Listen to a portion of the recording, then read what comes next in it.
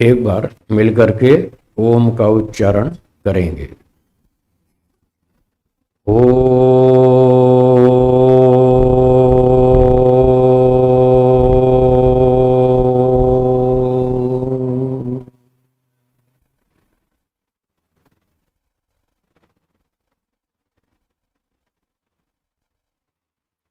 उपस्थित सज्जनों, माताओं और बहनों, हम योग दर्शन के सूत्रों का अध्ययन कर रहे थे। कल तक हमने योग दर्शन के चौथे पाद में 6 सूत्रों तक अध्ययन कर लिया। अब 7वां आरंभ करेंगे। 7वां सूत्र देखिए,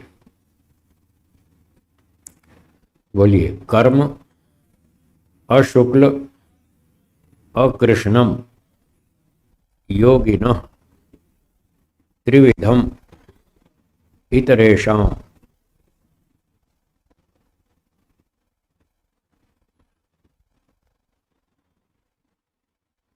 पिछले सूत्र में बताया था, छठे सूत्र में, कि जो चित्त का निर्माण समाधि से होता है, समाधि में जो तत्व ज्ञान मिलता है, उससे चित्त में सारे संस्कार नष्ट हो जाते हैं। वो सबसे बढ़िया होता है। चित्त का वो सबसे बढ़िया निर्माण है। चित्त की वो सबसे अच्छी अवस्था है। तो जिसकी ये अवस्था होती है वो योगी होता है। समाधि लगाकर ईश्वर से तत्वज्ञान प्राप्त करके सारे क्लेशों को नष्ट कर देता है। फिर वो जब कर्म करता है तो उसके कर्म कैसे होते हैं, योगी के कर्म कैसे होते हैं और बाकी सांसारिक लोगों के कर्म कैसे होते हैं, ये विषय इस 7वें सूत्र में है। तो कुल मिलाकर सूत्र में 4 प्रकार के कर्म बताए। कितने? 4। 3 प्रकार के सांसारिक लोगों के कर्म और चौथे प्रकार के योगी के कर्म। 3 प्रकार के जो कर्म होते हैं वो सकाम कर्म होते हैं। कौन से होते हैं? सकाम कर्म। सांसारिक लोग त्रिविधम, 3 तरह के कर्म करते हैं। इतरेषाम, सामान्य लोगों के। सामान्य लोगों के कर्म 3 प्रकार के होते हैं। और योगिन, और योगी के अशुक्ल अकृष्ण यानी निष्काम कर्म होते हैं। अशुक्ल अकृष्ण का मतलब निष्काम कर्म। योगी के कर्म निष्काम होते हैं। सांसारिक लोगों के 3 प्रकार के होते हैं, वो सकाम होते हैं। तो जो 3 प्रकार के कर्म हैं उनके नाम हैं, बोलिए, शुक्ल, कृष्ण। शुक्ल कृष्ण, ये 3 तरह के कर्म। शुक्ल मतलब सफेद। शुक्ल का अर्थ क्या? सफेद। सफेद शुभ कर्म, अच्छे कर्म, उसको सफेद कर्म कहते हैं। और दूसरा है कृष्ण। कृष्ण का अर्थ है काला। आपने हिंदी में सुना है काले कारनामे, सुना है? काले कारनामे, तो काले कारनामे मतलब पाप, अशुभ कर्म, वो कृष्ण कर्म कहलाते हैं। इसी कृष्ण से ही काले कारनामे ये शब्द बना। शुक्ल का मतलब सफेद यानी अच्छे कर्म, शुभ कर्म, और कृष्ण मतलब काले। काले मतलब बुरे, पाप कर्म। और तीसरे मिक्स, शुक्ल कृष्ण, थोड़े अच्छा थोड़ा बुरा, दोनों मिक्स, मिश्रित कर्म। तो ये तीन तरह के कर्म सकाम कर्म कहलाते हैं। शुभ कर्म बोलिए, अशुभ कर्म, मिश्रित कर्म। ये सांसारिक लोग तो इस तरह के कर्म करते रहते हैं। कोई शुभ कर्म करता है, कोई अशुभ कर्म करता है, कोई मिश्रित करता है। एक ही व्यक्ति कभी शुभ कर्म करता है, कभी वही व्यक्ति अशुभ भी कर लेता है, कभी कभी मिश्रित भी कर लेता है। ऐसे घुला मिला चलता रहता है। तो ये जो तीनों प्रकार के कर्म हैं ये सकाम कर्म है। सकाम का मतलब क्या? कामना सहित। सकाम का अर्थ क्या है? कौन सी कामना? सांसारिक सुख की कामना। ये साथ जोड़ लीजिए, नहीं तो फिर भटक जाएंगे।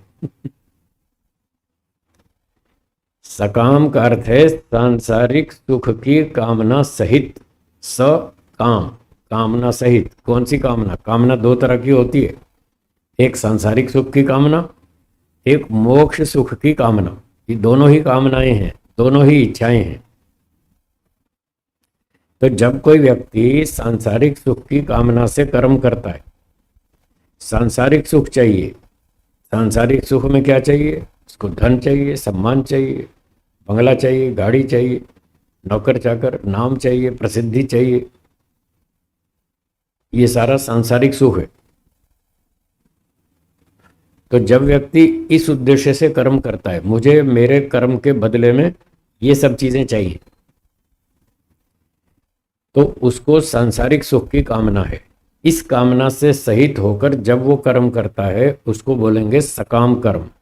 क्या बोलेंगे? सकाम कर्म। तो ये सकाम कर्म तीन प्रकार के हैं। अच्छे भी होते हैं, बुरे भी होते हैं और मिले जुले भी होते हैं। कोई व्यक्ति यज्ञ करता है, दान देता है, सेवा करता है, परोपकार करता है, वेद पढ़ाता है, वेद प्रचार करता है, वकालत करता है, लोगों को अच्छी सलाह देता है। कोई डॉक्टर है, वो सेवा करता है समाज की और लोगों को स्वस्थ बनाता है, रोगियों से रोग दूर करता है। ये सारे अच्छे काम, शुभ कर्म। परंतु यदि इसके बदले में वो सांसारिक धन सम्मान चाहता है तो ये सारे शुभ कर्म होते हुए भी सकाम कर्म कहलाएंगे। अच्छे हैं, ये सारे अच्छे काम करने चाहिए,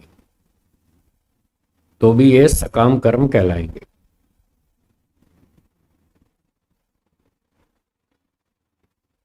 अब यही के यही सारे अच्छे कर्म यदि मोक्ष प्राप्ति की भावना से किए जाएं, मोक्ष प्राप्ति की कामना से किए जाएं, यही शुभ कर्म निष्काम कर्म बन जाएंगे।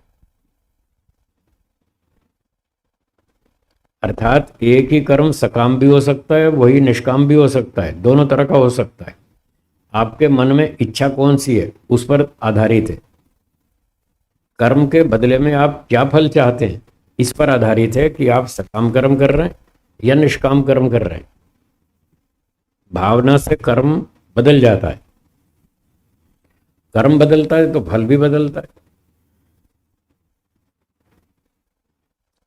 एक सैनिक ने बंदूक उठाई, बॉर्डर पे 4 आतंकवादी घुस रहे थे देश में, उसने देख लिया और उसको सेनापति का आदेश था कि जो भी आतंकवादी बॉर्डर पे अंदर घुसता दिखाई दे उसको वहीं गोली, पूछने की जरूरत नहीं, तत्काल उड़ा दो। तो उसने देखा 4 आतंकवादी अंदर घुस रहे हैं बॉर्डर पे, उसने चारों को उड़ा दिया, 4 मनुष्य मार दिए। उसको दंड मिलेगा या इनाम? इनाम मिलेगा। एक आतंकवादी ने बंदूक उठाई और 4 नागरिक मार दिए, इसको दंड मिलेगा या इनाम? इसको दंड मिलेगा। दोनों ने 4-4 व्यक्ति मारे, सैनिक ने भी 4 मारे, आतंकवादी ने भी 4 मनुष्य मारे। दोनों ने बाहर से तो एक जैसा दिख रहा है, दोनों का काम बाहर से एक जैसा दिख रहा है, फिर भी एक को दंड मिल रहा है, एक को इनाम। क्यों? उनकी भावना अलग अलग है। क्रिया एक जैसी होते हुए भी भावना अलग है, इसलिए वो कर्म की कैटेगरी बदल जाएगी। सैनिक की भावना कैसी है, अच्छी है या बुरी? अच्छी। और उसने 4 आतंकवादी मार दिए, परिणाम अच्छा हुआ या बुरा हुआ? अच्छा हुआ, देश की रक्षा हुई। तो उसकी भावना भी अच्छी और उसकी क्रिया का परिणाम भी अच्छा, दोनों अच्छे। जब दोनों अच्छे हों तो शुभ कर्म, ये पहचान। क्या बोला? पहचान। दोनों अच्छे हों, भावना भी अच्छी हो, क्रिया का परिणाम भी अच्छा हो, दोनों अच्छे हों, तो वो कौन सा कर्म? वो शुभ कर्म कहलाता है। और जब भावना भी बुरी हो और परिणाम भी बुरा हो, दोनों ही खराब हो, तो अशुभ कर्म कहलाता है। सैनिक की भावना भी अच्छी थी और उसकी क्रिया का परिणाम भी अच्छा हुआ, देश की रक्षा होगी, दोनों अच्छे थे, इसलिए वो शुभ कर्म है। तो 26 जनवरी को इसको इनाम दिया जाता है सैनिकों को।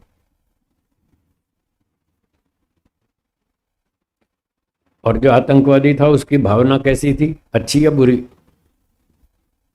बुरी। और जो उसने क्रिया की, 4 नागरिक मार दिए, देश भर में आतंक फैला दिया, भय फैला दिया, उसकी क्रिया का परिणाम कैसा रहा? वो भी खराब, भावना भी खराब, परिणाम भी खराब, दोनों खराब, इसलिए वो अशुभ कर्म है। अशुभ कर्म है तो उसको दंड दिया गया, उसको जेल में डाल दिया। ठीक हो गए?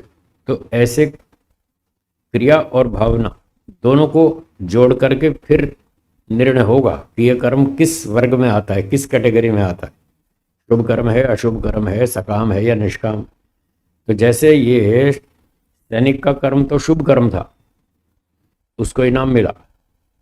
आतंकवादी का कर्म अशुभ कर्म था, उसको दंड मिला। भावना से वो कर्म की कैटेगरी बदल गई और फल भी बदल गया। इसी तरह से जब यहाँ भावना ये हो कि मैं वेद प्रचार करता हूँ, मैं लोगों को अच्छी बात सिखाता हूँ, बुराइयों से बचाता हूँ, मुझे इसके बदले में धन मिलना चाहिए, सम्मान मिलना चाहिए, मेरी प्रतिष्ठा होनी चाहिए, मेरी प्रसिद्धि होनी चाहिए, मेरे 2 4 5 करोड़ चेले होने चाहिए, अगर ये भावना है तो ये कौन सा कर्म हो जाएगा? ये सकाम हो जाएगा, क्योंकि यहाँ सांसारिक सुख की कामना की जा रही। और यही का यही काम अगर मोक्ष प्राप्ति की कामना से किया जाए, सेवा करना, प्रचार करना, वेद पढ़ाना, अच्छी सलाह देना, बुराइयों से बचाना, अगर यही काम इस भावना से किया जाए कि मुझे इसके बदले में मोक्ष चाहिए और कुछ नहीं चाहिए, तो यही कर्म निष्काम हो जाएगा।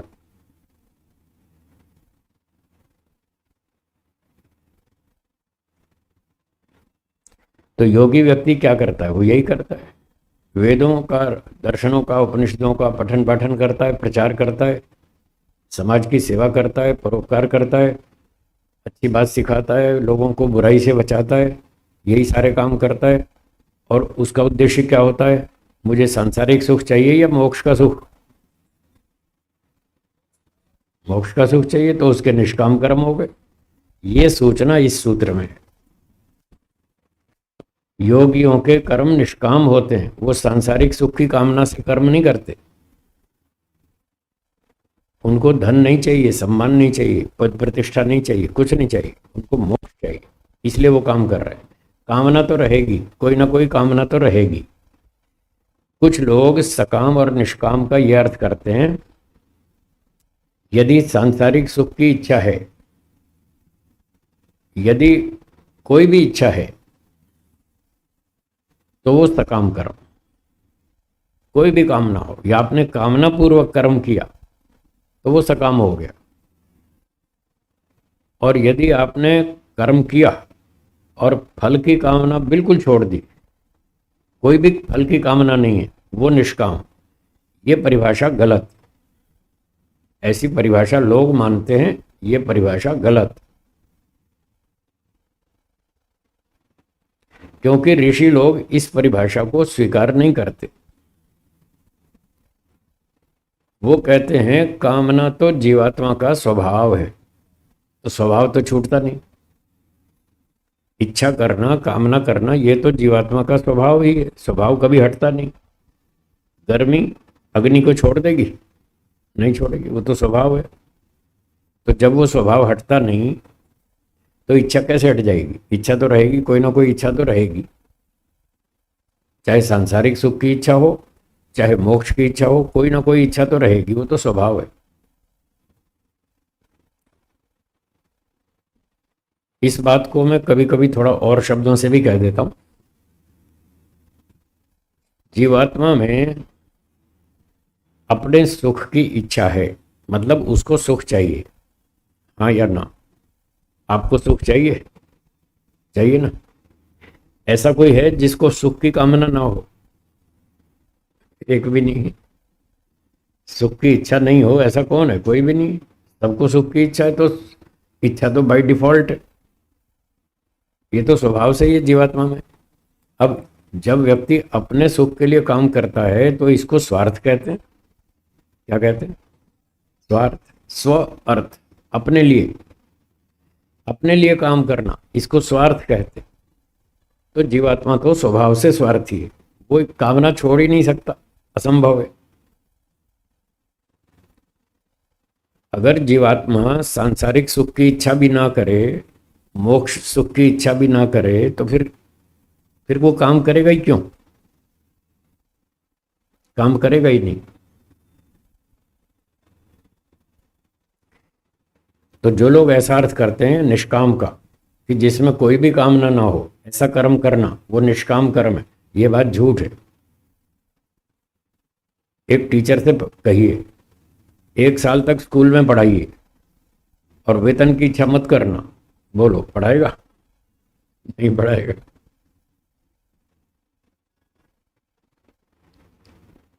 एक बैंक मैनेजर से कहिए 1 साल तक बैंक में का काम करो, मैनेजमेंट करो, 1 साल तक वेतन की इच्छा मत करना, बोलो करेगा काम? नहीं करेगा, कोई भी नहीं करेगा। तो कुछ काम तो होते ही कंडीशनल हैं। इतनी सैलरी दोगे, इतनी छुट्टियां दोगे, इतनी फैसिलिटी दोगे तो काम करूंगा, नहीं तो नहीं करूंगा। जब इस कंडीशन से काम होता है तो उसको बोलते हैं सकाम कर्म। वो बदले में डिमांड करता है, इतना पैसा लाओ, इतनी सुविधा लाओ, इतना सम्मान लाओ, इतना ये लाओ, उतना वो लाओ। सांसारिक सुख उसका लक्ष्य है, तो वो फिर सकाम कर्म कहलाता है। और एक व्यक्ति कंडीशन कुछ नहीं रखता कि आप इतनी सैलरी दोगे तो काम करूंगा, इतनी छुट्टियां दोगे इस कंडीशन में काम करूंगा, ऐसी कंडीशन कुछ नहीं रखता। वो कहता बस मुझे काम करना है, मैं काम करूंगा, दाल रोटी जो मिल जाएगी ठीक है, अपना जीने के लिए 2 रोटी तो मिल ही जाएगी। तो वो कंडीशन नहीं रखता, सैलरी मांगता नहीं है। लोग अपने आप दे देते हैं श्रद्धा से, जो देना ठीक है दे दो। उसका लक्ष्य तो मोक्ष प्राप्ति है, और उसके जीने के लिए खर्चा गुजारा जो चाहिए वो भगवान अपने आप दे देता है। क्या बोला? उसको भगवान दे देता है। वो भगवान से कहता है हे भगवान मुझे मोक्ष चाहिए, बस मोक्ष दे दो। तो भगवान के यहाँ स्कीम चलती है, वहाँ 2 स्कीम चलती है। जैसे आजकल बाजार में स्कीम चलती है ना, 2 साबुन खरीदो तीसरा फ्री में, चलती है ना। ऐसे भगवान के यहाँ 2 स्कीम चलती है। सकाम कर्म करो तो सांसारिक सुख मिलेगा, सकाम कर्म करो तो क्या मिलेगा? सांसारिक सुख मिलेगा। जितना कर्म करोगे उतना फल मिलेगा, और साथ में दुख फ्री में मिलेगा। ये स्कीम है। जितना कर्म करोगे उतना सुख मिलेगा, फिर साथ में दुख फ्री में मिलेगा। दुख 1 मिलेगा, दुख 4 मिलेंगे। ये स्कीम है। एक तो फ्री वाले 4, एक सुख खरीदो 4 दुख फ्री में, एक स्कीम तो ये है। और दूसरी स्कीम निष्काम कर्म करो, मोक्ष प्राप्ति के लक्ष्य से कर्म करो, दाल रोटी फ्री में, किराया भाड़ा फ्री में। ये दूसरी स्कीम है। मोक्ष भी मिलेगा, दाल रोटी भी मिलेगी। बोलो कौन सी स्कीम अच्छी है, पहली या दूसरी? बस तो दूसरी वाली में आ जाओ। तो व्यापारी लोग कौन सी स्कीम पसंद करते हैं? जिसमें फायदा हो। व्यापार का पहला नियम है, जिसमें फायदा दिखता है वो धंधा करेंगे, वो ट्रांजैक्शन करेंगे जिसमें बेनिफिट ज़्यादा हो। तो इस दूसरी स्कीम में फायदा अधिक है। मोक्ष प्राप्ति के लिए योगी लोग निष्काम कर्म करते हैं। दाल रोटी किराया भाड़ा तो फ्री में मिलता है, कोई चिंता नहीं, खूब मिलता है, जरूरत से भी ज़्यादा मिलता है। और जब ज़्यादा मिल जाए तो फिर ईश्वर कहता है फालतू मिल गया तो बांट दो, फिर वो बांट देते हैं, अपना हल्के हो जाते हैं। यात्रा में सामान जितना अधिक रखो उतनी समस्या बढ़ती है। क्यों जी? सामान जितना ज़्यादा हो उतनी कठिनाई होती है ना यात्रा में। तो यात्रा में सामान कम रखना चाहिए। जो कम सामान रखता है वो सुखी रहता है। तो भगवान कहता है मोक्ष में जा रहे हो, ये सामान कम रखो, फालतू हो जाए तो बांट दो, अपने हल्के हो जाओ, फिर अच्छी तरह याद रखो। तो जितना धन संपत्ति सामान बढ़ाएंगे उतना समस्या बढ़ेगी। तो ये थी निष्काम कर्म की बात। मोक्ष प्राप्ति के लिए जो व्यक्ति कर्म करता है वो निष्काम, कामना तो है उसमें भी, फिर निष्काम क्यों कह रहे हैं? निष्काम इसलिए कह रहे हैं कि जो सांसारिक सुख की कामना थी वो नहीं है। निष्काम, कामना रहित। कौन सी कामना रहित? सांसारिक सुख की कामना से रहित, न कि सारी कामनाओं से रहित। ऐसा नहीं, इसके दोनों अर्थ हो सकते हैं। सारी कामनाओं से रहित ये अर्थ भी बन सकता है, और सांसारिक सुख की कामना रहित ये भी बन सकता है। तो ऋषि लोग कहते हैं सारी कामनाएं तो आत्मा छोड़ ही नहीं सकता, वो तो असंभव है। इसलिए वो दूसरा अर्थ ठीक है, जब वो सांसारिक सुख की कामना न करे और मोक्ष सुख की कामना करे, बस वही निष्काम कर्म है। तो ऐसा करना चाहिए। ये परिभाषा महर्षि दयानंद जी ने लिखी है। ऋग्वेदादि भाष्य भूमिका में ये दोनों परिभाषा लिखी है, सकाम और निष्काम की। और यहाँ भी योग दर्शन के इस सूत्र में और इसके भाष्य में भी व्यास जी ने ये बात लिखी है कि जब व्यक्ति सांसारिक सुख की कामना नहीं करता और मोक्ष सुख की कामना करता है, इस तरह से योगी लोग निष्काम कर्म करते हैं। इस निष्काम कर्म का नाम इस सूत्र में ये बताया अशुक्लम अकृष्णम। ये जो कर्म है अशुक्ल अकृष्ण है। तो शुक्ल कौन सा था? शुभ कर्म, सांसारिक शुभ कर्म। उसमें सुख की, सांसारिक सुख की कामना थी, वो कामना इसमें नहीं है, इसलिए अशुक्ल। अशुक्ल, शुक्ल नहीं है। शुक्ल था सकाम कर्म, सकाम कर्म शुभ कर्म, तो वो कामना इसमें नहीं है, इसलिए इसका नाम कर दिया अशुक्ल। और कृष्ण था काला कर्म, बुरा काम, तो अकृष्ण, इसका नाम है अकृष्ण। इसमें बुराई भी नहीं है और सकाम अच्छाई भी नहीं है, शुद्ध अच्छाई है। शुद्ध अच्छाई, केवल अच्छाई, मोक्ष की कामना से की गई अच्छाई, बस इसलिए इसका नाम है अशुक्ल अकृष्ण। निष्काम कर्म का नाम इस सूत्र में क्या है? अशुक्ल अकृष्ण। अब सूत्र को देखिए, कर्मा शुक्ला कृष्णम। योगी का जो कर्म है वो अशुक्ल अकृष्ण कर्म है, योगिना, योगी का। और त्रिविधम हितरेशम, योगी से जो भिन्न सांसारिक लोग हैं उनके तीन तरह के कर्म हैं, शुक्ल कृष्ण और मिश्रित। शुक्ल कृष्ण मिश्रित, ऐसे तीन तरह के कर्म हैं। तो ये हुआ सूत्र 7वां। बोलिए ठीक है, स्पष्ट है? तो वेदों में ईश्वर का ऐसा संदेश है कि व्यक्ति को 100 वर्ष तक निष्काम कर्म करते हुए जीने की इच्छा करनी चाहिए। सकाम कर्म ना करें, निष्काम कर्म करें। एक मंत्र बहुत प्रसिद्ध है, कुरुवन्नेवेह कर्माणि जिजीविषेत् क्षतं समाह एवं त्वयि नान्यथेतोस्ति न कर्म लिप्यते नरे। 40वां अध्याय यजुर्वेद का, उसका दूसरा मंत्र। तो इस मंत्र में कहा है कुर्वन्नेवेह कर्माणि, मनुष्य को इह इस संसार में कर्माणि कुर्वन एव कर्मों को करते हुए ही जिजी विषय जीने की इच्छा करनी चाहिए। एक बात तो यह है कि आलसी नहीं होना चाहिए, कर्म करना चाहिए, पुरुषार्थी बनना चाहिए। बहुत सारे लोग मेहनत करना नहीं चाहते, बैठे बैठे मुफ्त में खाना चाहते हैं, हाँ या ना, पर मुफ्त में मिलता नहीं, मेहनत तो करनी पड़ेगी। किसान खेत में बीज बोए नहीं तो क्या मुफ्त में फसल मिलेगी? नहीं मिलेगी। तो आलसी बनने की बात न सोचें, पुरुषार्थी बने, कर्म करते हुए जीने की इच्छा करें। शतम समाह, 100 वर्ष तक, 100 वर्ष तक कर्म करते हुए जीने की इच्छा करें। अब इस सूत्र में 4 कर्म बताए थे, 3 तो सकाम और चौथे निष्काम। तो प्रश्न होगा कि कौन से कर्म करते हुए जीने की इच्छा करें? तो उत्तर है निष्काम कर्म करता हुआ 100 वर्ष तक जीने की इच्छा करे।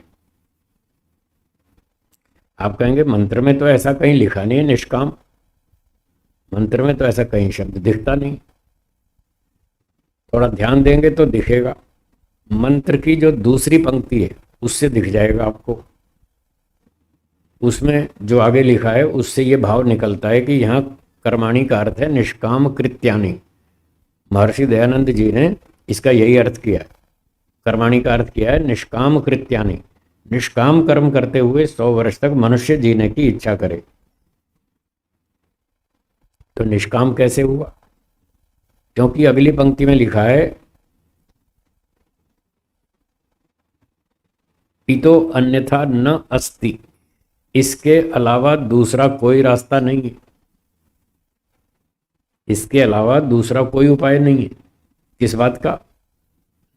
कर्म नरे न लिप्यते, कर्म मनुष्य को लपेट ना ले, बांध ना ले। जो हम कर्म कर रहे हैं वो मनुष्य को बांध ना ले, इस पर्पज से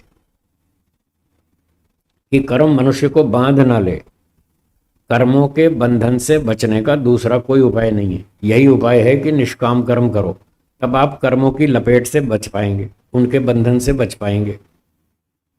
और यदि सकाम कर्म करेंगे तो कर्म आपको लपेट लेगा, बांध लेगा, जैसे रस्सी गाय को बांध लेती है। फिर कर्म भी आपको बांध लेगा, फिर अगला जन्म बंधन में आना पड़ेगा। तो दूसरी पंक्ति से पता चलता है कि यहाँ निष्काम कर्म का उल्लेख है। तो उस मंत्र का सार क्या हुआ कि मनुष्य 100 वर्ष तक जीने की इच्छा करे, निष्काम कर्म करता हुआ जीने की इच्छा करे। कर्मों के बंधन से बचने का दूसरा कोई उपाय नहीं है। यदि कर्मों के बंधन से बचना हो, मोक्ष में जाना हो, तो फिर निष्काम कर्म करो। अब सारे लोग तो निष्काम कर्म नहीं कर सकते, सबको इतना तत्व ज्ञान नहीं है, सबको इतना वैराग्य नहीं है, सबको मोक्ष समझ में नहीं आता। उनको तो खाना पीना, पार्टी, डांस, गीत संगीत, मौज मस्ती सब कुछ चाहिए। मोटर गाड़ी, बंगला चाहिए, लंबी लंबी कारें चाहिए, 3-3, 5-5, 7-7 करोड़ की बढ़िया गाड़ियाँ चाहिए। एक बार मैंने 7 करोड़ की गाड़ी देखी, गांधीधाम में कारों का मेला लगा हुआ था। तो जिस यजमान के यहाँ मैं ठहरा उनका ये कारों का बिजनेस था। तो रात का टाइम था, मैं पहुंच गया शाम को, तो प्रवचन अगले दिन सुबह था, तो रात को हम फ्री थे। तो वो यजमान बोला, गुरुजी हमने वो कारों का मेला लगा रखा है, आप देखना चाहेंगे? मैंने कहा हाँ देखना चाहेंगे, हमें देखने में क्या तकलीफ, खरीदनी थोड़ी है, देखने में क्या दिक्कत। अब फिर आप दिखाओगे तो क्यों नहीं देखेंगे? बोले चलो चलो आपको मेला दिखा लाए। मैंने कहा चलो दिखा लाए। एक कार देखी 75 लाख की मर्सिडीज, दूसरी देखी 1.5 करोड़ की, कोई और कंपनी का नाम था, कोई 2 करोड़ की कार, कोई 3 करोड़ की। एक बड़ी गाड़ी देखी 7 करोड़ की, रोल्स रॉयस कंपनी, आपने सुना है ना, रोल्स रॉयस कंपनी का नाम सुना है ना, 7 करोड़ की गाड़ी। मैंने कहा अच्छा ऐसी भी होती हैं 7 करोड़ की? मैंने कहा इसमें क्या खास बात है, सवारी तो वही 4 बैठेगी, पहिए भी 4 है, फिर 7 करोड़ किस बात का? बोले फैसिलिटी बहुत है इसमें, बहुत फैसिलिटी है, सब फैसिलिटी है, आप जैसी कहो वैसी बना देंगे। ऐसी कार ऑर्डर पे बनती है, आप जैसी फैसिलिटी कहोगे वैसी बना देंगे, 7-7 करोड़ की कार। मैंने कहा अच्छा। तो लोगों को तो बड़ी बड़ी कारें चाहिए। मैंने पूछा इतनी महंगी कार भी होती है? बोले ये तो रोल्स रॉयस कंपनी की सबसे सस्ती कार है, यहां से तो शुरू होता है। हाँ, पहला मॉडल है इसका, सबसे निचला मॉडल है, अभी तो और ऊपर चढ़ेगी भाव। मैंने कहा अच्छा, और बड़ी कैसी होती है? बोले 17 करोड़ की कार भी आती है इसी कंपनी की, 17 करोड़। आप सोचिए। और एक दिन तो फेसबुक पर मैंने एक कार का फोटो देखा, उसके नीचे लिखा था 200 करोड़। बताओ, 200 करोड़, पता नहीं सच था झूठ, पर लिखा तो था उस पर 200 करोड़ इसकी कीमत है। पता नहीं क्या क्या फैसिलिटी बनाते हैं। लोगों को तो ऐसी कार चाहिए, बंगला चाहिए, तो वो तो निष्काम कर्म कैसे करेंगे? वो मोक्ष की बात नहीं सोचेंगे। उनको तो अपनी मूछ ऊंची करनी है, सेनापति बनना है। तो वो लोग बोले भाई हमको तो ये निष्काम कर्म समझ में नहीं आता, ना तो हमको मोक्ष समझ में आता, ना हमको ये निष्काम कर्म समझ में आता, हमको तो संसार का मजा लेना है, हम तो सकाम कर्म करेंगे। ईश्वर ने कहा ठीक है कर लो, आपकी योग्यता कम है तो वैसे ही कर लो, पर सकाम में अच्छा कर्म करना, शुभ कर्म करना, थोड़ी छूट दे दी। आप भी बच्चों को छूट देते हैं या नहीं देते हैं ना? आप कहते हैं बेटा उठ जाओ 5 बज गए, वो कहता है पिताजी आधा घंटा और, आज थकान है ज़्यादा, आधा घंटा और सोने दो। आप कहते हैं चल ठीक है सो जा, 5:30 उठ जाना, फिर 5:30 के बाद नहीं सोने दूंगा, तो आधा घंटा आप भी छूट कर देते। तो भगवान ने छूट कर दी, ठीक है भाई काम कर लो कोई बात नहीं, पर अपनी योग्यता धीरे धीरे बढ़ाओ। यदि ऐसे ही सकाम कर्म करते रहे तो पता नहीं कितने जन्मों तक यहाँ धक्के खाते रहोगे, फिर बार बार अगला जन्म, फिर दुख, फिर चक्कर, फिर ये सब झंझट तो चालू ही रहेगा। फिलहाल आप अपनी योग्यता को ध्यान में रखकर सकाम कर्म कर लो, धीरे धीरे योग्यता बढ़ाओ। चलो ठीक है, तो एक छूट हो गई, सकाम कर्म कर लो, शुभ कर्म। फिर एक और उसके पास बैठा था, बोला जी मेरे बस का तो ये भी नहीं है, मैं तो शुभ कर्म भी नहीं कर सकता। भगवान ने पूछा अच्छा तुम क्या करना चाहते हो? बोला मैं मिश्रित कर्म करना चाहता हूँ, 80% ठीक, 20% गड़बड़। जैसे व्यापारी लोग गड़बड़ करते हैं ना, मिलावट करते हैं, घी में मिलावट, तेल में मिलावट, हल्दी में मिलावट, गरम मसाले में, कई चीज़ों में मिलावट करते हैं, तो वो थोड़ा थोड़ा मिक्स करते हैं, ये मिश्रित कर्म। तो तीसरे व्यक्ति ने कहा जी ना तो मैं निष्काम कर्म कर सकता, ना मैं पूरा शुभ कर्म कर सकता, मैं थोड़ी थोड़ी मिलावट करना चाहता हूँ। भगवान ने कहा चलो ठीक है, थोड़ी थोड़ी मिलावट भी चल जाएगी, 10% 20% मिलावट कर लो, पर याद रखना दंड जरूर दूंगा, छोड़ूंगा नहीं। 20% मिलावट करोगे उसका दंड मिलेगा। तो उसने कहा ठीक है चलेगा, इतना तो चलेगा। तो वो तीसरे कैटेगरी में था, मिश्रित कर्म वाला, उसको भी छूट दे दी। एक और चौथा बैठा था, उसने कहा जी मेरे बस का तो ये भी नहीं है। भगवान ने पूछा तुम क्या करना चाहते हो? बोला मैं तो डकैती करूंगा, मैं लूट मार करूंगा, मैं दादागिरी करूंगा, पिस्तौल दिखा के सब लूट लूंगा। ये कृष्ण कर्म वाला है, अशुभ कर्म वाला। तो ईश्वर ने कहा ना, इतनी छूट नहीं दे सकता, ये छूट नहीं दे सकता, 3 तक दे सकता हूं। या तो निष्काम कर्म करो, सकाम भी कर लो तो सेकंड नंबर पे अच्छे वाले काम करो, और इतनी भी योग्यता नहीं है तो फिर 3rd क्लास मिश्रित कर्म ही कर लो, खेती करना, व्यापार करना, आदि आदि, थोड़ा बहुत 10-5% गड़बड़ चल जाएगी, लेकिन उसका दंड दूंगा, छोड़ूंगा नहीं, ध्यान रखना। और चौथे की तो मैं परमिशन नहीं दे सकता, वो नहीं चलेगा। बोला हम तो करेंगे। भगवान ने कहा ठीक है कर लो, फिर सुअर बनाऊंगा, याद रखना है, दंड को याद रखना। बैल बनाऊंगा, घोड़ा बनाऊंगा, हाथी बनाऊंगा, मगरमच्छ बनाऊंगा, सांप बनाऊंगा, बिच्छू बनाऊंगा, वृक्ष बनाऊंगा, कर लो तुम घोटाले, फिर छोड़ूंगा नहीं। तो ये सारी 4 प्रकार के कर्मों की व्यवस्था है जो इस सूत्र में बताई। तो ये बताया कि 4 तरह के हैं। ईश्वर हमको 3 तरह के कर्म करने तक की छूट देता है, चौथे की नहीं देता। यजुर्वेद के 40वें अध्याय में उससे अगले तीसरे मंत्र में ही लिखा है, असुर्या नाम ते लोका अंधेन तमसावृता तांस्ते प्रेत्यापि गच्छन्ति ये के चात्म हनोजना। उसमें ये दंड लिखा है, अगर चौथे वाले पाप कर्म करोगे तो फिर देखना सूअर, कुत्ता, सांप, बिच्छू, हाथी, शेर, भेड़िया, मगरमच्छ बनाऊंगा। तो हमको देखना है कि हम किस कैटेगरी वाले हैं, चौथे कैटेगरी वाले हैं, तीसरी वाले हैं, दूसरी वाले हैं, कहाँ पर खड़े हैं। जहाँ भी खड़े हैं उससे ऊपर चलना। अगर चौथी कैटेगरी में घोटाले करते हैं तो बंद करो, तीसरी में आओ, मिश्रित कर्म करो। तीसरे वाले कर रहे हैं तो दूसरे में आओ, शुभ कर्म करो, भले ही सकाम सही, थोड़ी प्रमोशन तो होगी, थोड़ा तो आगे बढ़ेंगे ना। तो ऐसे योग्यता बढ़ाते बढ़ाते हमको निष्काम कर्म वाली फर्स्ट कैटेगरी तक पहुंचना है। और ये फर्स्ट कैटेगरी के निष्काम कर्म करेंगे बस फिर मोक्ष हो जाएगा। इसके अलावा दूसरा कोई रास्ता नहीं है मोक्ष तक पहुंचने का, कर्मों के बंधन से बचने का, और कोई दूसरा उपाय नहीं है। तो ये बात हो गई, योगियों के कर्म निष्काम कर्म होते हैं, वो मोक्ष प्राप्ति के उद्देश्य से ही सारे काम करते हैं जी।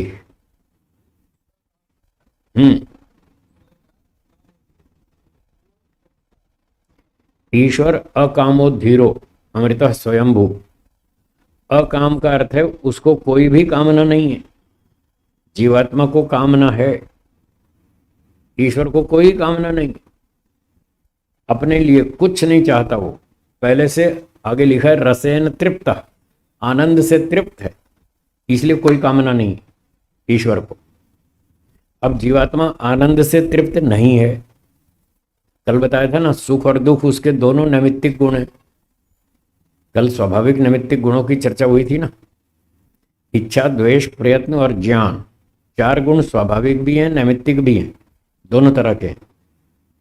लेकिन जो सुख और दुख ये 2 गुण हैं, ये जीवात्मा के नैमित्तिक गुण हैं, स्वाभाविक नहीं है। तो उसके पास सुख नहीं है बेचारे के पास, इसलिए वो हर समय ढूंढता है।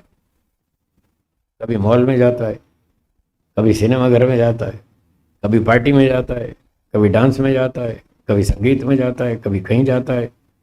वो सुख को ढूंढता रहता है, इसलिए उसको कमी है, कामना है कि ये चीज़ चाहिए, वो चीज़ चाहिए। तो ईश्वर में कह रहे हैं न कुतश्चन ऊ न, उसमें कोई कमी नहीं है, इसलिए अकाम, उसको कोई कामना नहीं, अपने स्वार्थ की कोई कामना नहीं, अपने लाभ की कोई कामना नहीं है। हाँ, उसमें परोपकार की कामना है।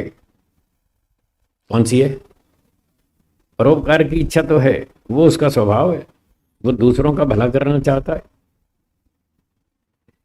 एक डॉक्टर है और सामने 10-20 रोगी बैठे हैं बेचारे, तो डॉक्टर की इच्छा होगी या नहीं कि मैं इनको ठीक कर दूं, इनका दुख दूर कर दूं? डॉक्टर के अंदर इच्छा होगी या नहीं?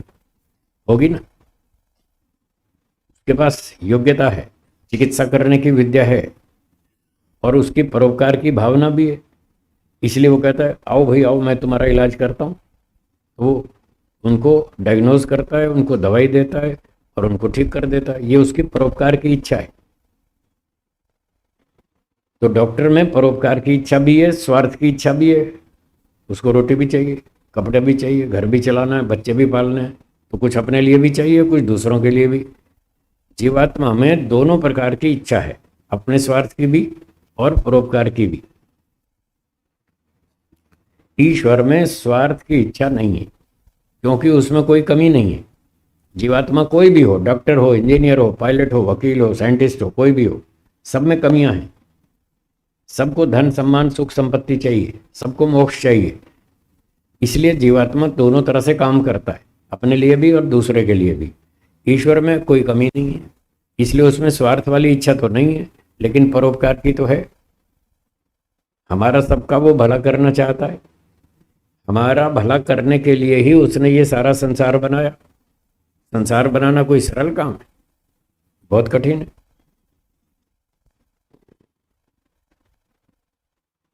संसार बनाना, चलाना, सबके कर्मों का हिसाब रखना बहुत टेढ़ा काम, बहुत कठिन। हम तो अपना हिसाब भी नहीं रख सकते। प्रफुल्ल जी, आप पूरा दिन एक दिन का अपना हिसाब रख लेंगे, आज कितने कर्म मन से किए, कितने वाणी से किए, कितने शरीर से किए? नहीं रख सकते। एक आदमी अपना हिसाब नहीं रख सकता और भगवान देखो असंख्य जीवात्माओं का हिसाब रखता है और उसके काम में कहीं गड़बड़ नहीं होती। ये और विचित्र बात है, कहीं जरा सी भी गलती नहीं होती, हर काम उसका परफेक्ट होता है। इसलिए उसको सर्वगुण संपन्न कहते हैं, सब प्रकार से परिपूर्ण, आनंद से तृप्त, और उसमें कोई कमी नहीं है। तो उसके जितने भी गुण हैं, हजारों गुण हैं, उनमें से एक गुण परोपकार का भी है, वो भी उसका स्वाभाविक है।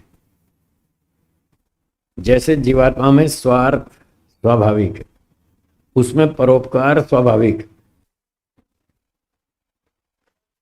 है। हाँ, वो उसने किसी किसी से उधार, उसका स्वभाव सही है। तो जैसे जीवात्मा में कमियां स्वभाव से हैं, ईश्वर में परिपूर्णता स्वभाव से, इसलिए उसमें परोपकार की जो भावना है वो स्वभाव से, बाय डिफॉल्ट।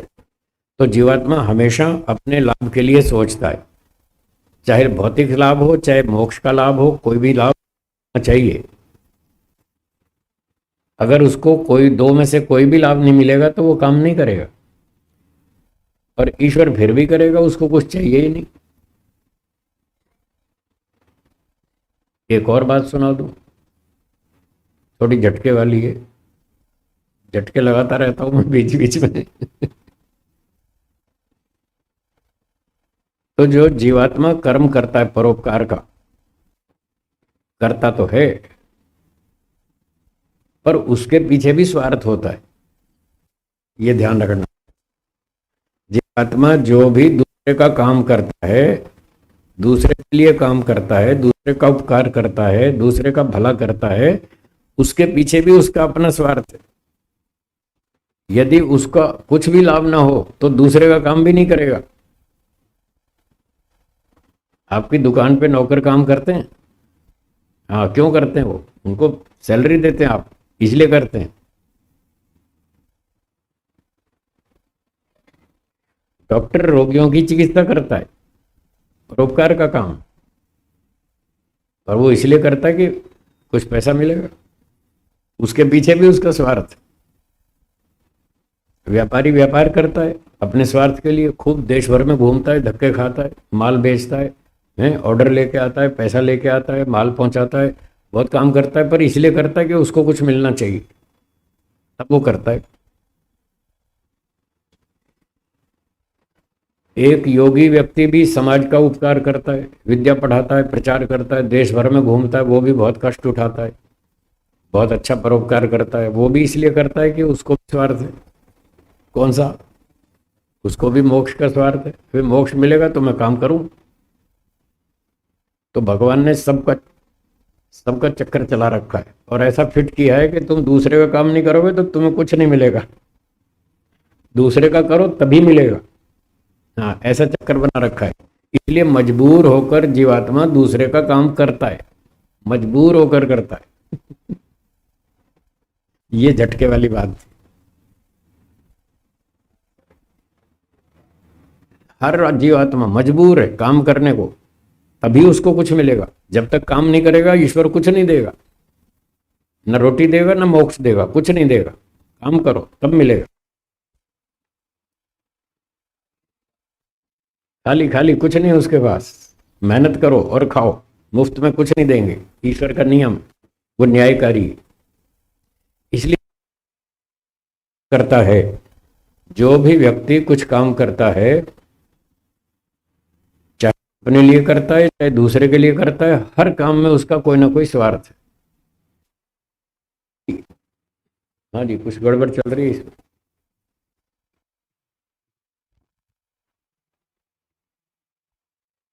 ओम ओम, थोड़ी आवाज बढ़ाइए। ओम ओम ओम ओम ओम, ठीक है। मोक्ष प्राप्ति भी उत्तम स्वार्थ है, वो भी अपने स्वार्थ के लिए कर रहा है काम, वो भी स्वार्थ है, पर वो उत्तम स्वार्थ है। शास्त्रों में तीन तरह का स्वार्थ बताया। एक उत्तम स्वार्थ, दूसरा मध्यम स्वार्थ, और तीसरा निकृष्ट स्वार्थ। हाँ दोहराइए, पहला कौन सा? उत्तम स्वार्थ, दूसरा मध्यम स्वार्थ, तीसरा जिसको आप संसार में कहते हैं ना ये बहुत स्वार्थी आदमी, ये अपना मतलब तो निकाल लेता है और जब सेवा करने की बारी आती है तब भाग जाता है। ये बहुत स्वार्थी आदमी जिसको आप इस तरह से बोलते हैं, वो निकृष्ट स्वार्थ है, थर्ड क्लास। उसको तो सब खराब मानते हैं, बुरा मानते हैं, और वो है भी बुरा।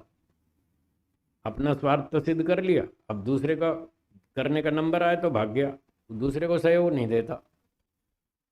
तो ये तो थर्ड क्लास है, निकृष्ट स्वार्थ। लोग इसको स्वार्थ के नाम से जानते हैं, मानते हैं, और इसको खराब भी कहते हैं। इससे ऊपर दूसरा वो है मध्यम स्वार्थ। मध्यम स्वार्थ का मतलब होता है आप मुझे सहयोग करो, मैं आपको सहयोग करूंगा, दोनों एक दूसरे का काम करेंगे। निकृष्ट स्वार्थ में क्या था? तेरा माल मेरा माल, मेरा माल मेरा माल। मेरा माल तो मेरा है ही, तेरा माल भी मेरा। ये निकृष्ट स्वार्थ है।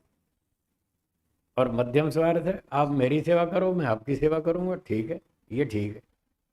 इसको सामान्य मनुष्यता का स्तर कहते हैं।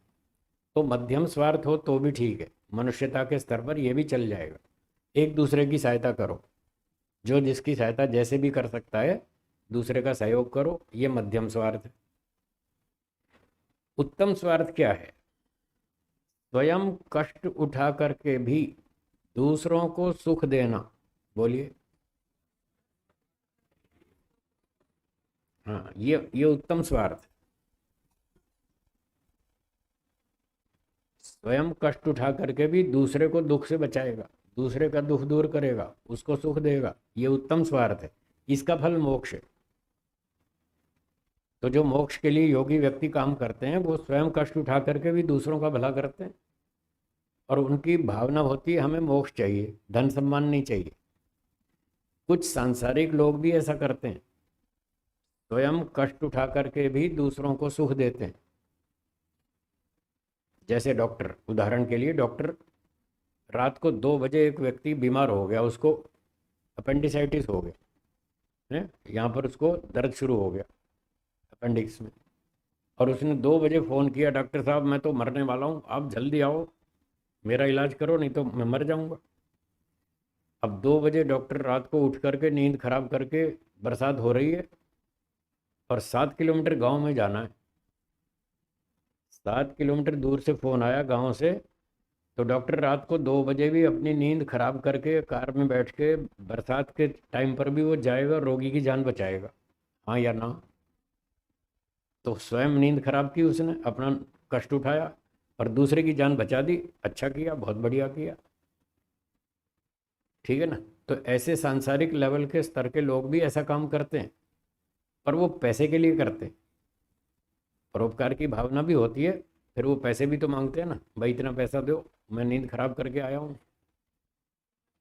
और दिन में तो कम पैसे लेते हैं, रात को नींद खराब हो तो फिर डबल पैसे लेते हैं। तो वो काम तो अच्छा ही है, पर वो है फिर सकाम, फिर वो सकाम की कैटेगरी में आ जाता है, फिर भी अच्छा है, बहुत अच्छा काम है। तो इसीलिए ईश्वर ने छूट दी थी कि अगर निष्काम कर्म नहीं कर पा रहे तो कोई बात नहीं, आप सकाम ही करो, करो तो सही, भले पैसे लो, भले प्रसिद्धि कमाओ। ये डॉक्टर बहुत अच्छे हैं, सबको ठीक करते हैं, दूर दूर से रोगी आते हैं, कहाँ कहाँ से, 500 किलोमीटर से, 1000 किलोमीटर से भी आते हैं, और वो उनका भी इलाज करते हैं, खूब सेवा करते हैं। सकाम कर्म ही सही, पर करो तो सही।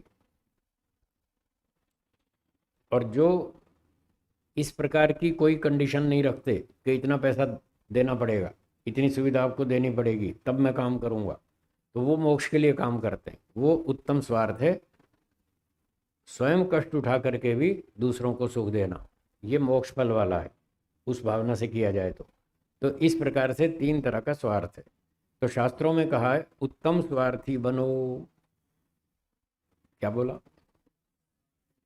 सब लोग उत्तम स्वार्थी बनो, मोक्ष की कामना करो, मोक्ष का लक्ष्य बनाओ, और मोक्ष में जाओ, समाज की सेवा करो, खूब करो, तन मन धन से करो, पूरी शक्ति से करो, उत्तम स्वार्थी बनो। और जो उत्तम नहीं बन सकते तो मध्यम बनो। मध्यम भी ठीक है, आप मेरी सेवा करो, मैं आपकी करूं, यहाँ तक भी ठीक है। पर निकृष्ट स्वार्थी मत बनो, वो ठीक नहीं, वो ठीक नहीं। इसलिए उसकी निंदा की जाती है, निकृष्ट स्वार्थी की। उसको समाज के लोग भी खराब मानते हैं, बेकार आदमी, बहुत स्वार्थी है। जब अपनी काम पड़ता है तो भागा चला आता है, और फिर भूल जाता है सब दूसरों को। जब उनको तकलीफ होती है तो भूल जाता है, और अपनी तकलीफ हो तो भागा आता है। तो इस प्रकार से ये स्वार्थ की बात थी। तो योगियों के कर्म इस प्रकार से हैं, निष्काम कर्म। ठीक हो गया। आगे चलते हैं, अगला सूत्र देखिए, 8वां। बोलिए, ततस तद विपाक अनुगुणानाम एव अभिव्यक्तिर वासना नाम। देखिए फिर वासना शब्द आया, कल वासना पे बात चल रही थी ना। तो वासना का अर्थ क्या बताया था? हाँ, आशय, और एक और शब्द था संस्कार। हाँ, तो आशय, वासना, संस्कार ये समान है। तो हमारे अंदर जो संस्कार हैं, अब योगियों की बात तो थी कि वो निष्काम कर्म करते हैं और मोक्ष में चले जाएंगे। वो तो सकाम कर्म करते नहीं, और निष्काम कर्म का फल मोक्ष है, तो वो तो जाएंगे मोक्ष में। बाकी जो सांसारिक लोग हैं वो 3 तरह के सकाम कर्म करेंगे, उनका स्तर इतना ही है। जब वो 3 तरह का सकाम कर्म करेंगे तो फिर उनको उसके हिसाब से फल भी मिलेगा। तो सकाम कर्मों का फल है जाति आयु भोग, योग दर्शन में बताया था, जाति आयु भोग। उन सकाम कर्मों से अच्छे बुरे और मिश्रित, शुभ अशुभ और मिश्रित कर्मों का फल जाति आयु भोग मिलेगा। यदि अच्छे कर्म अधिक हैं तो मनुष्य की जाति, मनुष्य या योनि में जन्म मिलेगा, और बुरे कर्म अधिक हैं तो फिर पशु पक्षी में जाएंगे, वृक्ष वनस्पति कीड़ा मकोड़ा।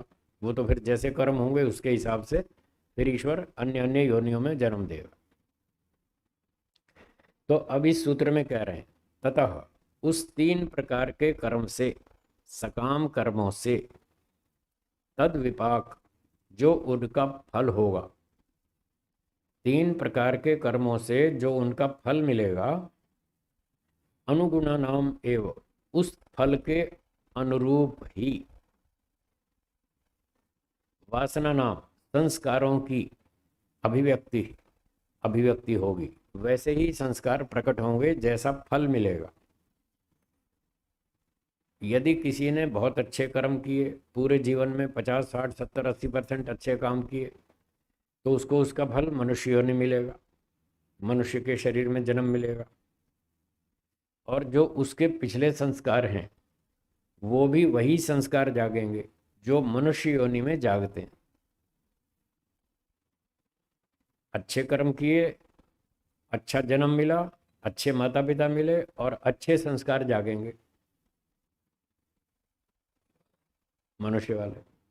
मान लो अभी जैसे कल परसों बताया था, एक व्यक्ति 70 साल तक गीत संगीत गाता बजाता रहा, R.D. बर्मन, S.D. बर्मन, ऐसे संगीतकार था। 70-80 साल उसने यही काम किया, तो उसके संगीत के संस्कार जम गए बहुत सारे। वो अगले जन्म में फिर अच्छे काम भी करके गया मान लो, तो उसको मनुष्य का जन्म मिल गया। तो यही संगीत के संस्कार 5-6 साल की उम्र में उसके जाग जाएंगे, संगीत वाले जागेंगे। एक डॉक्टर मरा तो डॉक्टर वाले जागेंगे, इंजीनियर मरा तो इंजीनियरिंग के संस्कार जागेंगे। जैसे संस्कार लेकर गया था, और यदि मनुष्य का जन्म मिला तो वही संस्कार उसको अगले जन्म में सपोर्ट करेंगे, वही संस्कार अभिव्यक्त होंगे, प्रकट होंगे और उसको आगे सपोर्ट करेंगे। अब एक व्यक्ति ने बुरे काम ज़्यादा कर दिए, 60% बुरे काम कर दिए सारे जीवन में, अच्छे 40 किए, तो जब बुरे कर्म ज़्यादा होंगे तो फिर मनुष्य का जन्म नहीं मिलेगा, फिर नीचे गाय घोड़ा सुअर कुत्ता ऊँट बिल्ली ऐसी योनियों में जन्म मिलेगा। तो मान लेते हैं किसी ने इस तरह के काम ज़्यादा कर दिए, उसको भगवान ने ऊँट बना दिया, कैमल, ऊंट। तो अब उसके जैसे कर्म वैसा फल, ऊंट वाली जो योनि मिली ये उसका फल, और ऊंट वाले संस्कार ही जागेंगे। ऊंट का शरीर मिलेगा तो ऊंट वाले जागेंगे, मनुष्य वाले पैक। एक व्यक्ति ऐसे कर्म कर करके, अच्छे बुरे कर्म कर करके 250 योनियों में चक्कर काट आया, मान लो, समझने के लिए उदाहरण है। 250 योनियों में चक्कर काटा उसने, ऊंट बना, गिलहरी बना, बिल्ली बना, कुत्ता बना, सांप बना, बिच्छू बना, व्हेल मछली भी बना है। ऐसे 250 योनियों में चक्कर काटा। तो जिस जिस योनि में जाएगा वहाँ के संस्कार, उस सारे संस्कार का एक फोल्डर बन जाएगा। जैसे आपके कंप्यूटर में आप फोल्डर बनाते हैं ना, इस फोल्डर में इतनी फाइल है, दूसरे फोल्डर में इतनी फाइल है, तीसरे फोल्डर में इतनी फाइल है। तो जैसे वहाँ अलग अलग फोल्डर्स में अलग अलग फाइल्स सेव कर लेते हैं आप, ऐसे ही मन के अंदर, चित्त के अंदर 250 योनियों में गए तो 250 फोल्डर आपके मन में रखें। हर एक फोल्डर में अलग अलग फाइलें हैं, अलग अलग संस्कार है। कुत्ते की योनि में गए तो कुत्ते की योनि वाले संस्कार एक फोल्डर में पैक हो जाएंगे। फिर घोड़े की योनि में गए तो घोड़े वाले संस्कार, उसका अलग फोल्डर बनेगा। जो योनि मिलेगी वही फोल्डर खुलेगा, जो योनि मिलेगी वही फोल्डर खुलेगा। ऊंट की योनि मिली तो ऊंट वाला फोल्डर खुलेगा और ऊंट वाले संस्कार जाग जाएंगे, और ऊंट की तरह से वही कीकर खाना शुरू कर देंगे, नीम खाएंगे, कीकर खाएंगे। कुत्ते की योनि में गए तो कीकर नहीं खाएंगे, नीम नहीं खाएंगे, वो ऊंट वाले संस्कार है, ऊंट के शरीर में ही जागेंगे।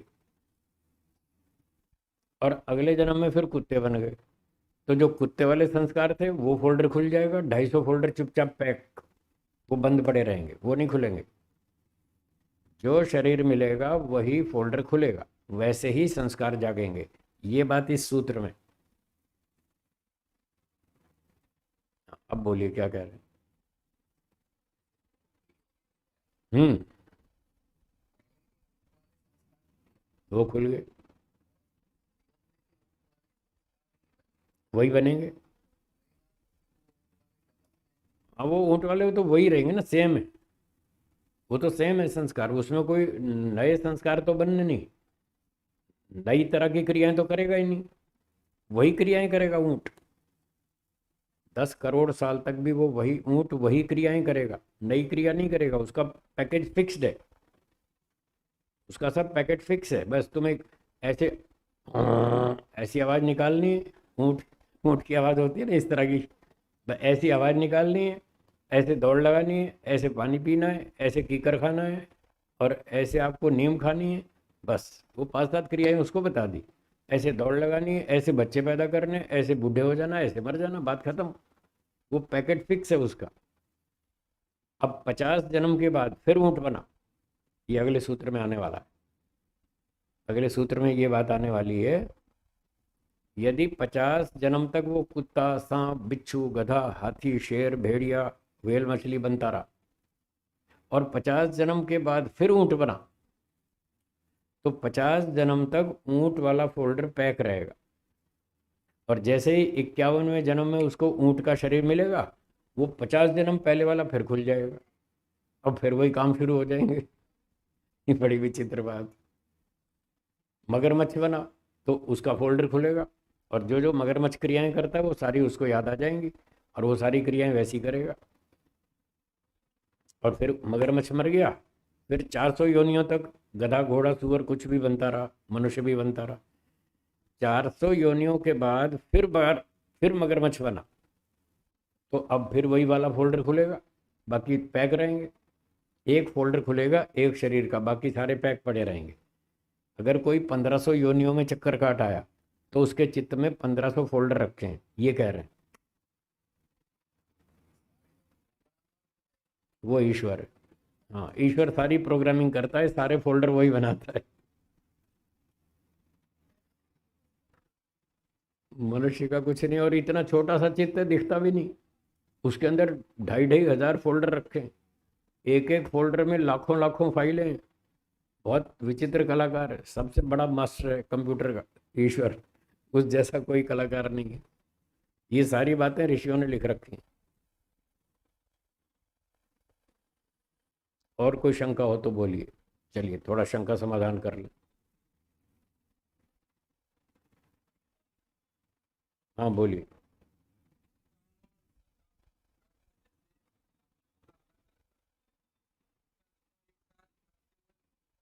नहीं, दोनों एक साथ नहीं हो सकते।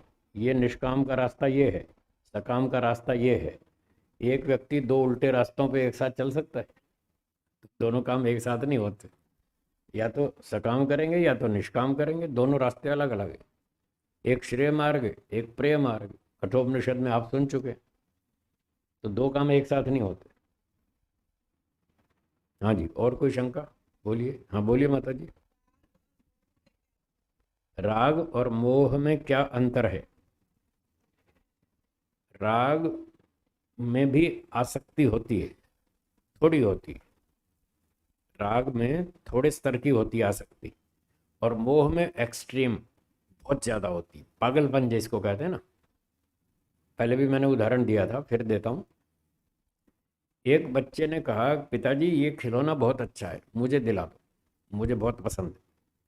पिताजी ने कहा, बेटा ऐसा है, आज 28 तारीख है, अभी 3 दिन में तनख्वाह मिलेगी, पहली तारीख को फिर दिला देंगे, अभी जेब में पैसे खत्म। पहली तारीख को तनख्वाह मिलेगी, 3 दिन रुक जाओ, फिर दिला देंगे। बच्चे ने कहा ठीक है, पर पहली तारीख को जरूर दिला देना। क्या कर लिया उसने? 3 दिन वो प्रतीक्षा कर लेगा, फिर पहली तारीख को आप कहो जी 7 तारीख को देंगे। ऐसा मत करना। 3 दिन में वेट कर लूंगा, तो इसको कहेंगे राग। हाँ, वो 3 दिन धैर्य रख लेगा, पर छोड़ेगा नहीं। पहली तारीख को जरूर खिलौना चाहिए, छोड़ेगा नहीं। इसको क्या बोलेंगे? राग। अब एक और दूसरा बच्चा है, खिलौने में ना, उसको खिलौना चाहिए। वो कह रहा है 3 दिन बाद खिलौना जरूर दिलाना, फिर तब मना नहीं करना। मैं 3 दिन वेट कर लेता हूँ, आपकी बात मान लेता हूँ, फिर आप भी मेरी बात मान लेना पहली तारीख को। पिताजी ने कहा ठीक है, दिला देंगे। एक और दूसरा बच्चा है, उसने भी कहा, पिताजी ये खिलौना बहुत अच्छा है, मुझे दिला दो। उसको भी पिताजी ने यही कहा, बेटा 3 दिन बाद दिलाएंगे, अभी पहली तारीख आने वाली है। दूसरे बच्चे ने करना, मुझे तो आज ही चाहिए, आज ही चाहिए, मैं 3 दिन वेट नहीं कर सकता, आज ही चाहिए, अभी चाहिए। पहले खिलौना लाओ तब खाना खाऊंगा, तब तक भूख हड़ताल, खाना नहीं खाऊंगा, पहले खिलौना चाहिए। इसको बोलते हैं मोह। ये दोनों में अंतर है। मोह वाला पागल है उसके पीछे, नहीं मुझे यही चाहिए, अभी चाहिए, आज ही चाहिए, इसके बिना मैं कुछ नहीं करूंगा, सब पहले ये चाहिए। तो इसको मोह कहते हैं। और आजकल का उदाहरण दे दूं, स्कूल कॉलेज वालों का। ये कॉलेज में जो जो लोग पढ़ते हैं, बच्चे, लड़के लड़कियां, तो वो साथ साथ पढ़ते हैं, फिर उनको आपस में प्रेम हो जाता है, और फिर वो बोलना शुरू करते हैं, I love you, I love you. फिर कहते हैं मुझे यही चाहिए, इसके बिना मैं जी नहीं सकता, इसके बिना मैं मर जाऊंगा, मैं सुसाइड कर लूंगा, मुझे यही चाहिए। इसका नाम है मोह। आ गया समझ में? तो ये राग और मोह में फर्क है। एक ने कहा शादी तो करूंगा, ठीक है जो भी मिलेगी कर लूंगा, पर दूसरा कहता नहीं इसी से करूंगा, और ये नहीं मिलेगी तो मर जाऊंगा, सुसाइड कर लूंगा, पर मुझे चाहिए तो यही चाहिए। इसको मोह कहते हैं। और बोलिए, बोलिए।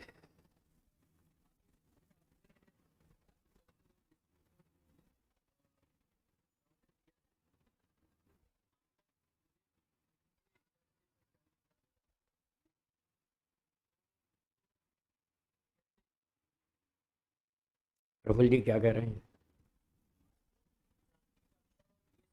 हाँ हाँ हाँ। हाँ हाँ हाँ। हाँ, वो पकड़ में नहीं आएगा। वो आपकी पकड़ में नहीं आएगा। जी, और कोई बात प्रश्न हो तो बोलिए। हाँ बोलिए। हाँ बोलिए, बोलिए, हाथ ऊंचा कर रहे हैं, बोलिए। हैं? हाँ, क्या कह रहे हैं? यहाँ अध्यात्म की बात करेंगे, पॉलिटिक्स की नहीं। जो आध्यात्मिक प्रसंग चल रहा है उसकी बात करेंगे, राजनीतिक नहीं ना, कोई दूसरी कोई टॉपिक नहीं। आध्यात्मिक बात करेंगे, जो टॉपिक चल रहा है। हाँ वो बताइए। हाँ बोलिए माता जी।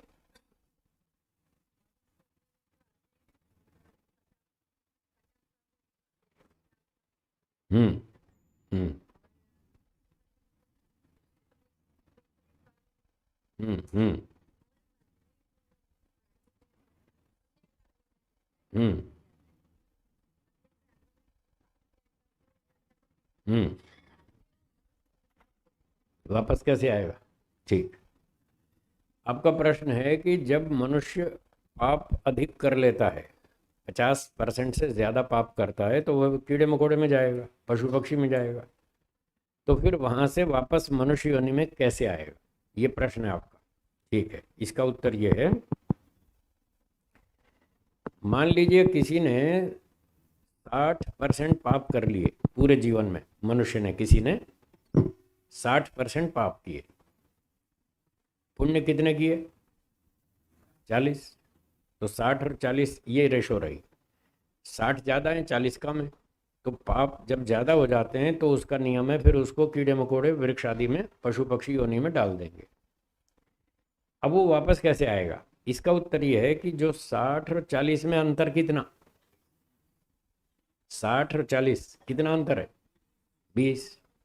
तो 20% पाप का दंड भोगना पड़ेगा उसको, वृक्ष में, कुत्ते में, गधे में, सुअर में, जितनी भी 10-20 योनियों में ईश्वर उसको दंड देगा। 20% जो पाप ज्यादा किए उसका दंड वहां भोग लेगा। अब 60 में से 20 का दंड भोग लिया, कितना बचा? 40। तो 40% पाप बच गया। 60 में से 20 का दंड भोग लिया, 40 पाप बच गया। जिस जन्म में इसने 60 पाप किए थे, 60%, उस जन्म में 40 पुण्य भी किए थे ना। तो अब 40 पुण्य और ये 40 पाप बराबर हो गए।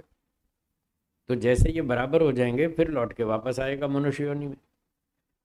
मनुष्य बनकर ही जो उसने 40% पुण्य किए थे उसके कारण से वापस लौटेगा, न कि सुअर कुत्ता गधा बन के नए पुण्य कमाएगा। वहां पुण्य नहीं कमाएगा। वहां तो जेल काट रहा है, अपनी सजा पूरी कर रहा है। वहां तो सजा पूरी करनी है बस, वहां कोई नए पुण्य नहीं हो रहे। नए पुण्य तो कोई कोई 1-2%, 4% कभी कभी होते हैं। बाकी वहाँ कोई पुण्य कमाने का ज़्यादा अवसर नहीं है। बस वहाँ का नियम ये है, जितने पाप फालतू किए थे उसका दंड पूरा कर लो, वो दंड भोग लो। और जब वो पाप पुण्य का बैलेंस बराबर हो जाएगा फिर लौट के वापस मनुष्य बनेगा, ऐसे आएगा। ठीक है। हाँ जी, बोलिए। आपको पूछना, बोलिए। स्वामी नमस्ते। हाँ नमस्ते। जैसे आपने बताया कि हर जन्म में एक फोल्डर बनता है, हम्म। तो सृष्टि का जैसे 1,96,08 लाख के ऊपर चला गया, हम्म। तो मैं अपनी 100 साल की उम्र एक जन्म हो गए, हो गए। तो 2 करोड़ फोल्डर मेरे बन चुके हैं कर्म बंडल के साथ। नहीं नहीं, 2 करोड़ जन्म हो गए। 2 करोड़ जन्मों में आप 250 बार मनुष्य बने, 250 बार सुअर बने, 250 बार कुत्ते बने, जो भी बने, जितनी भी योनियों में गए, तो हर बार नया नहीं बनेगा। एक एक योनि में एक बार। अगर मान लो 6 लाख योनियों में चक्कर काटा तो 6 लाख फोल्डर होंगे। अब उन 6 लाख में से फिर दोबारा अगर किसी योनि में जाएंगे तो वही पिछला वाला फोल्डर खुलेगा, वहाँ नया नहीं बनेगा। जितनी योनियों में जाएंगे उतने फोल्डर बनेंगे, ये मतलब है। 84, हेलो, हाँ। जैसे 84 लाख योनियों में चक्कर काटा।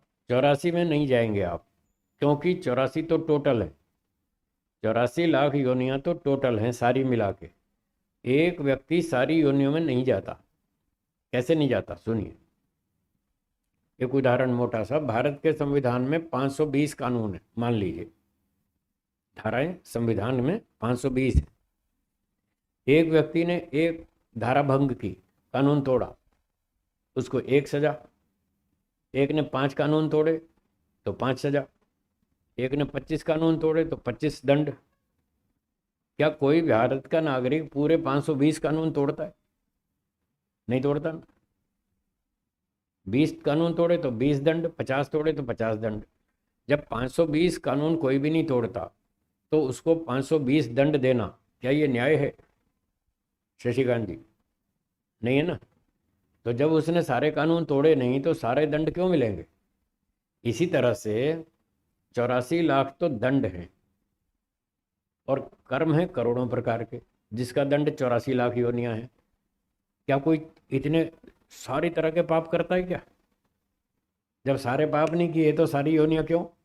ये तो अन्याय होगा। इसलिए 84 लाख में तो कोई भी नहीं जाएगा, क्योंकि कोई भी व्यक्ति सारे पाप नहीं करता। कोई इस तरह के करता है, कोई उस तरह के करता है, कोई 20 करता है, कोई 50 करता है, कोई 250 करता है। तो जितने पाप करेगा उतनी योनियों में जाएगा। तो 2 करोड़ जन्म हो गए, 2 अरब साल होने वाले हैं।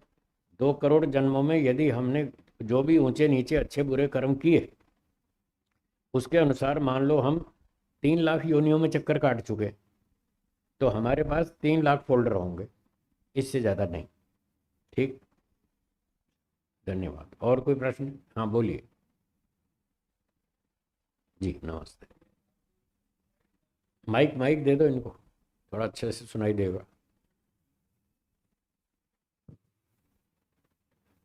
स्वाति, आपने कहा कि रेशियो होता है, तो जो 20% अपने जो भोग लेते हैं उसके बाद अपने वापस मनुष्य जन्म में जाते हैं, लेकिन ये बाकी जो 40% जो पाप है उनका कब भोगना?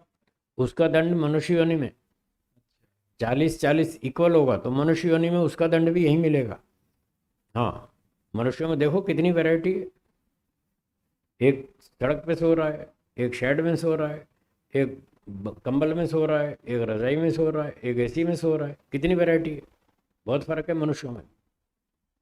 हाँ जी, और क्या प्रश्न है किसी का? मुझे एक मेरा प्रश्न, हाँ बोलिए। जो बताया कि 84 लाख योनियां है, वो कंफर्म है? हो सकती है, हो सकती है हाँ, confirm? कोई शास्त्र में कोई प्रमाण अभी तक मिला नहीं। बचपन से सुनते चले आ रहे हैं 84 लाख योनियां हैं। अब 80 हों, 84 हों, 90 हों, कितनी भी हों, पर हैं तो सही, हैं तो लाखों में, ये तो पक्की बात है। अब वो फिगर फिक्स 84 है वो पता नहीं, शास्त्र में अभी तक कोई प्रमाण नहीं मिला, नहीं मिला। तो जब नहीं मिलता तो सुनी सुनाई बातों पर चलना पड़ता है, परंपरा से। बहुत सी बातें परंपरा से भी माननी पड़ती हैं।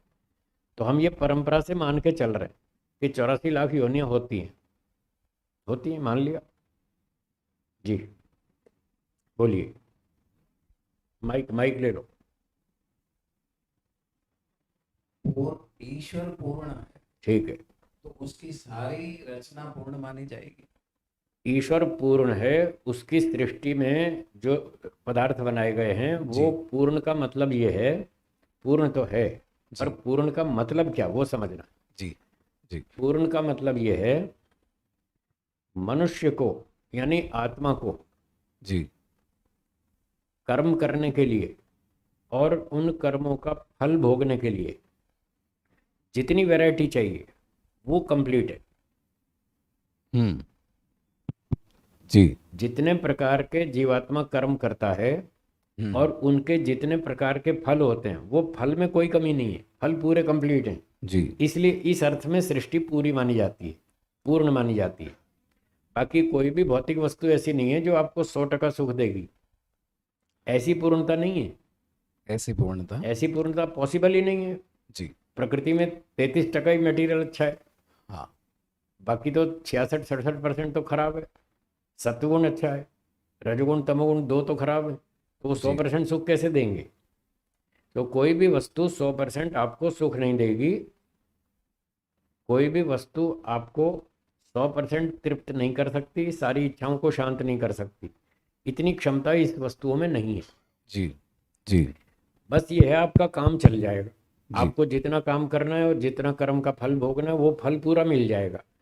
ऐसा नहीं है कि आपने कोई ऐसा कर्म कर दिया जिसका फल इस सृष्टि में ना हो और हाँ अधूरापन हो, ऐसा अधूरापन नहीं है जी। आपने 72 नंबर का कर्म किया तो 72 नंबर की योनि मिलेगी जी। 76 नंबर का कर्म किया तो 76 नंबर की योनि मिलेगी। जो कर्म करोगे उसके लिए सूटेबल योनियां पूरी कंप्लीट है जी। ये है पूर्ण का मतलब। ये दूसरे परिप्रेक्ष्य में स्वामी जी, जैसे ईश्वर की जितनी भी रचनाएं हैं, जैसे एक आम है, तो वो आम अपने आप में पूर्ण है, इससे अच्छा आम कोई बना नहीं सकता। हाँ ये ठीक है। ये जो ईश्वर ने जो वस्तुएं बनाई जी उसकी क्वालिटी अच्छी से अच्छी जो पॉसिबल थी जी, वो बनाई। वो बनाई। हाँ उसमें भी वैरायटी बनाई है। हाँ हाँ आम में भी कई वैरायटी है।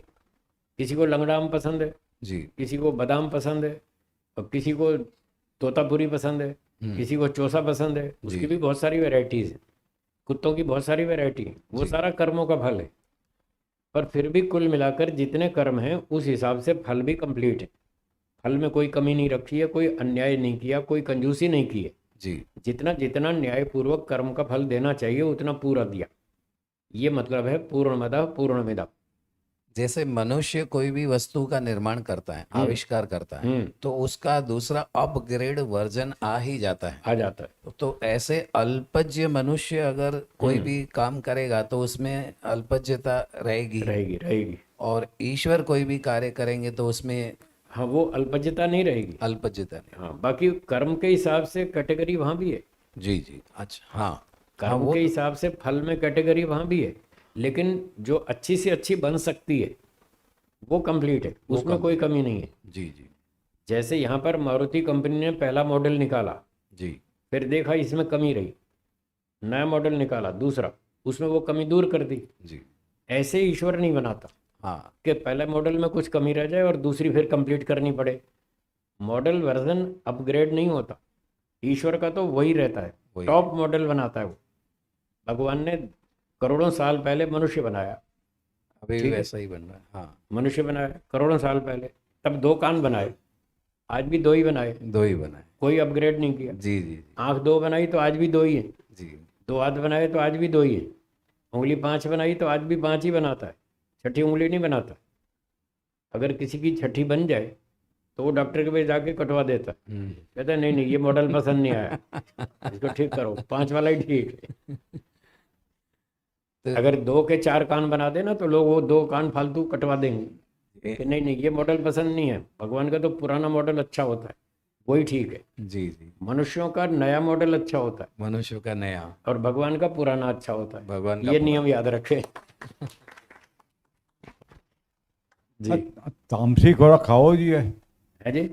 तमस खोराक खाओ जी ना, तामसिक भोजन नहीं खाना चाहिए, सात्विक भोजन खाना चाहिए। है कोई और प्रश्न? बोलिए।